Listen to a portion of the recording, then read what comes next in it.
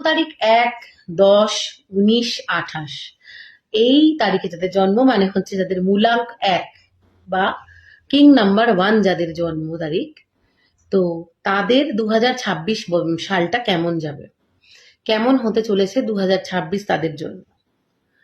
তো ২০২৬কে যোগ করলে তোমরা দেখবে এমনি আসে ১০ থেকে ১।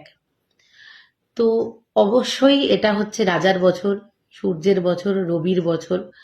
এই বছরে প্রচন্ড পরিমাণে তোমাদের নতুন নতুন জিনিস পাওয়ার, নতুন ম্যানিফেস্টেশনের বছর।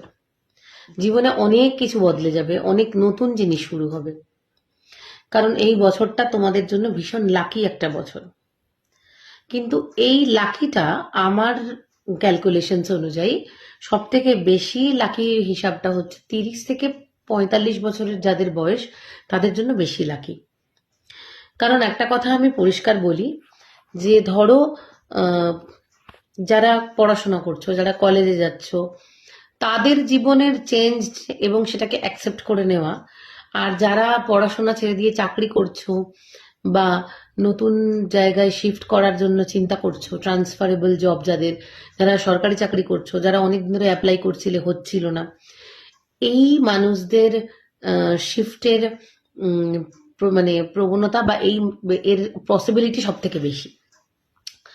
তবে এই সব কিছু বদলে যাওয়া বা এই শিফট হয়ে যাওয়া বা নতুন কিছু শুরু হওয়ার শুরুর আনন্দের সাথে পুরনো কিছু শেষ হয়ে যাওয়া বা পুরনো কিছুকে বিদায় জানানোরও বছর এটা। তো এটা যতই আমরা বলি যে লাকি, তো নতুন কিছু পাওয়ার আনন্দের সাথে পুরনো কিছু চলে যাওয়া, শেষ হয়ে যাওয়া বা হারিয়ে যাওয়ার দুঃখ বা বিষাদ এই বছর তোমাদের সাথে থাকবে। সব থেকে বড় কথা হচ্ছে যে যারা পুরনো অনেক শত্রুতা ফেস করছিলে, দেখবি এই বছর থেকে আস্তে আস্তে সেই শত্রুতা অনেক পরিমাণে কমে গেছে। অনেক কিছু নিয়ে যদি কোনো তোমরা যেটা কনফিউশনে ছিলে এত বছর, দেখবে সেই কনফিউশন তোমরা কাটিয়ে উঠেছো। তোমাদের কাছে অনেক কিছু ক্লিয়ার হয়ে যাবে, ক্ল্যারিটি পেয়ে যাবে। কোনো রিলেশনশিপ নিয়ে যদি কোনো এত বছর ধরে কনফিউশনে আছো, সেই রিলেশনশিপেরও ক্ল্যারিটি পাবে। কোনো চাকরি নিয়ে, কোনো মানে আরো যে কোনো কিছু তোমার লাইফে যা কিছু নিয়ে কনফিউশন ছিল, সেটা আস্তে আস্তে কেটে যাবে। তোমরা দেখো এই বছরটা তোমাদের জন্য অনেক নতুন দরজা খুলে যাবে, নতুন বন্ধুত্ব শুরু হয়ে যাবে।